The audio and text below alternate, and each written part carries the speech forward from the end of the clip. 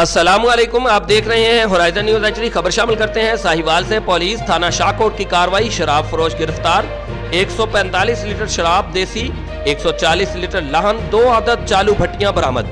D P او ساہیوال صادق بلوچ کی ہدایت پر Sahiwal police کا جرائم پیشہ عناصر کے خلاف بلا تفریق اور بلا خوف و خطر کریک ڈاؤن جاری۔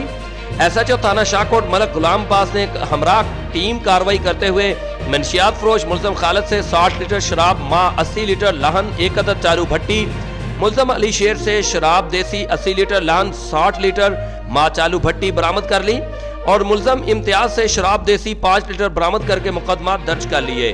ترجمان پولیس ضلع ساہیوال۔ رپورٹ شان احمد، نمائندہ خصوصی Sahiwal, Horizon News H D. مزید خبروں اور اپڈیٹس کے لیے ہمارے یوٹیوب چینل کو سبسکرائب کریں، بیل آئیکن کو پریس کر دیں اور ہمارے فیس بک پیج کو لائک کیجیے۔